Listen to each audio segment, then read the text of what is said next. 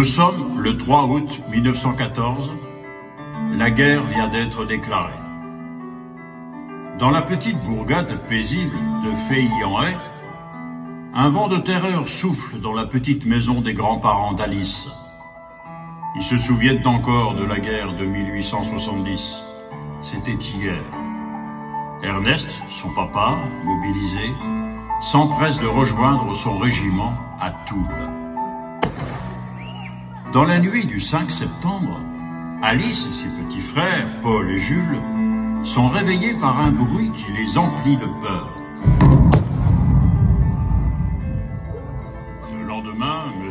Lehal, maire du village, informe que le génie français a fait sauter une arche du pont de Pont-à-Mousson pour empêcher l'armée allemande de passer la Moselle. Il faut se préparer au pire.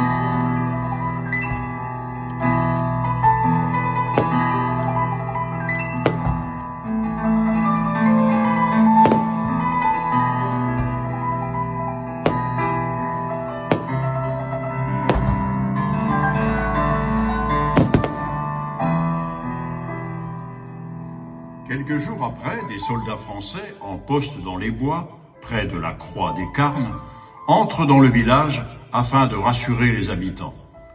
Mais ce n'est qu'un court répit. Les premiers obus tombent dans un bruit assourdissant. Le temps s'arrête. À chaque alerte, Alice, ses frères et sa famille se réfugient dans les caves.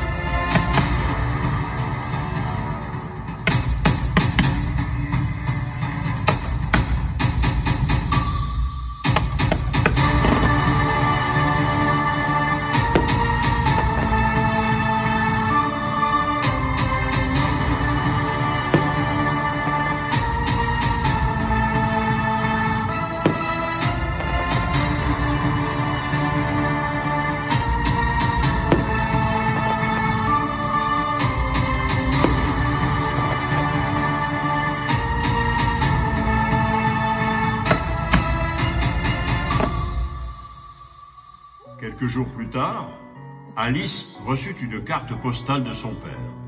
Celle-ci disait « Ma chère petite Alice, j'espère que tu prends soin de toi et de tes petits frères.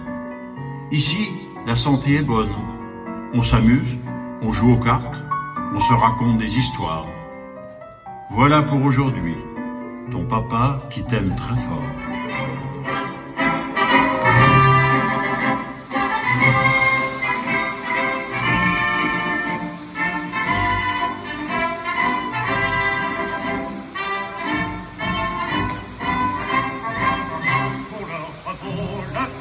Du militaire, il est là-bas à 2 pas de la forêt, une maison au mur tout couvert de lierre, autour de nous c'est le nom du cabaret. La servante est jeune et gentille, légère comme un papillon, comme son maçon elle pétille, nous la ferons la main. samedi 20 septembre 1914, le maire vient annoncer qu'il fallait désormais quitter le village. Alice, Paul et Jules, accompagnés de leur famille, prennent avec eux quelques affaires. Ils partent alors à pied, sans trop savoir où aller. En chemin, entre Limay et Mamet, des soldats leur expliquèrent qu'ils devaient se rendre à Limoges. Le village de Feilly-en-Haye n'était plus désormais qu'une place fantôme.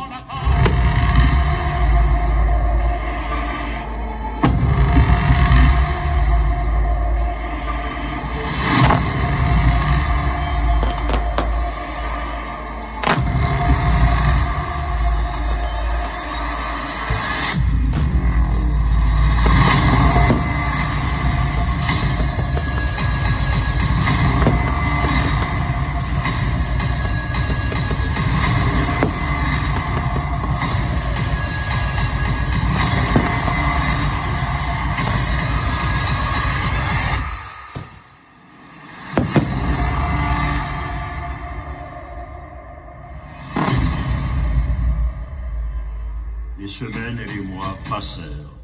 Voilà maintenant 3 Noëls passés au sein de la famille d'accueil d'Alice, de ses frères, de sa mère et de ses grands-parents. De temps à autre, une lettre échangée avec Ernest, le papa d'Alice, permet de garder espoir.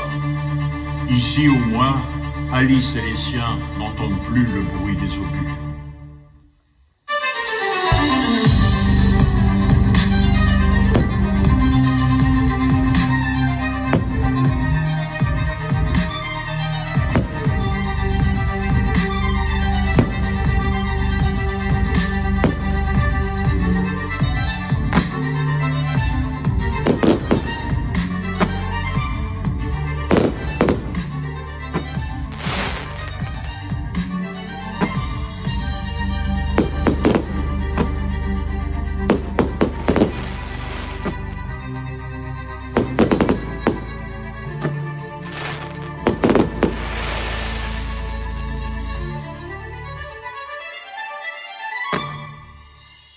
En ce premier jour d'été 1918, Alice et ses frères ont bien grandi. Voilà plusieurs mois qu'ils sont sans nouvelles d'Ernest. Tous ont hâte de le retrouver au sein de leur maison et d'aller prêter main forte aux hommes du village dans les travaux des champs. Nous sommes le 11 novembre 1918, il est 11 heures. Tout à coup, les cloches de l'église sonnent. Tous les habitants sortent dans la rue. Ils crient, ils pleurent de joie. L'armistice est signé, c'est la fin de la guerre et l'impatience de rentrer grandit chaque jour.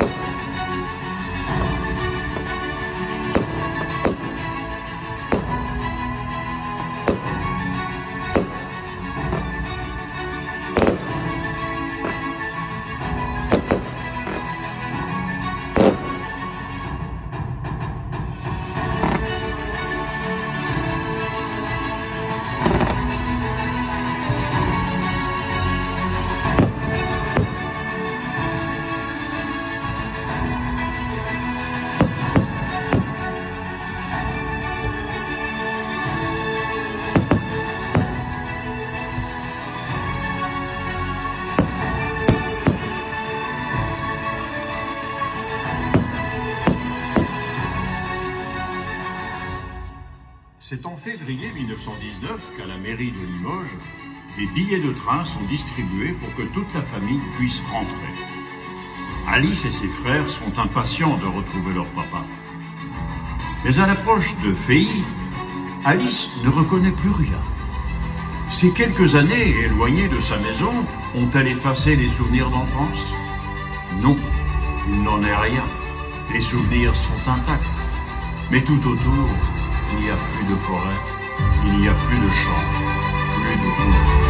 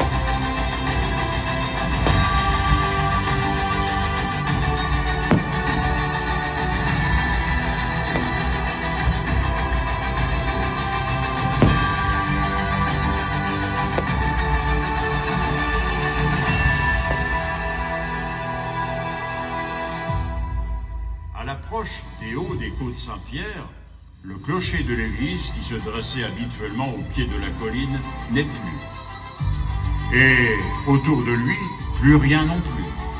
Plus de mairie, plus d'école, plus de maison. Seuls quelques villageois, accompagnés de soldats américains et de monsieur le maire, accueillent Alice et sa famille. Parmi eux, la silhouette d'Ernest n'est jamais apparue.